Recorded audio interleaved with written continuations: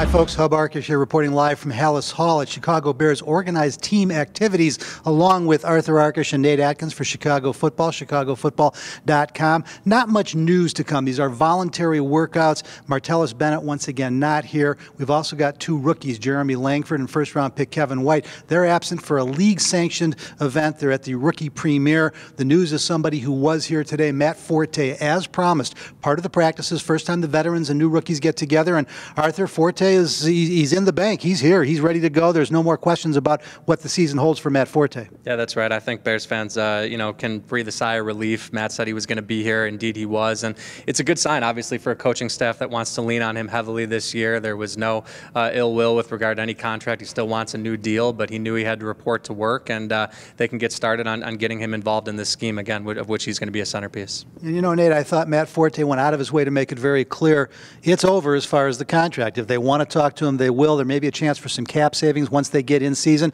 but there's no more to talk about from Matt Forte's perspective, and I think that's the important thing for Bears fans. Yeah, I think so.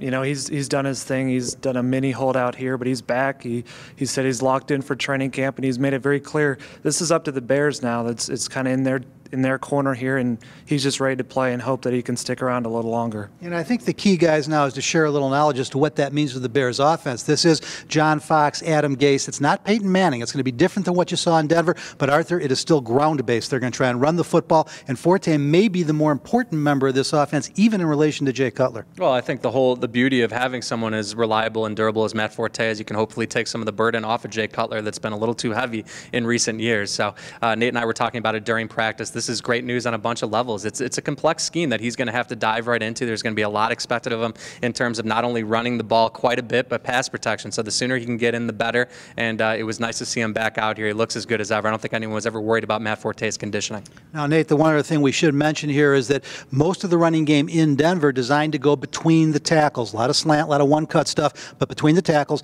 not Matt Forte's strength. C.J. Anderson, 5'9", 225. Nobody's going to mistake Matt Forte for C.J. Anderson. How well can he fit this scheme? How do they adjust this scheme to fit Matt Forte? And that's a good question, and that's why it's important to have Matt Forte here and just start to figure some of that out.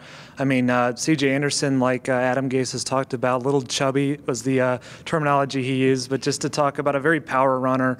But if Adam Gase is the talented coordinator that we all think he is, he's going to adjust his offense to a back like Matt Forte, maybe use him a little more in the passing game where Denver had plenty of other options and not so many, from the backfield. So we'll see how it works, but I think, to have a guy who's durable like Matt Forte, who has a lot of skills, it's just a good thing to have in any offense. Well, folks, maybe the most important thing, not only John Fox, Ryan Pace, very happy to have Matt Forte back today.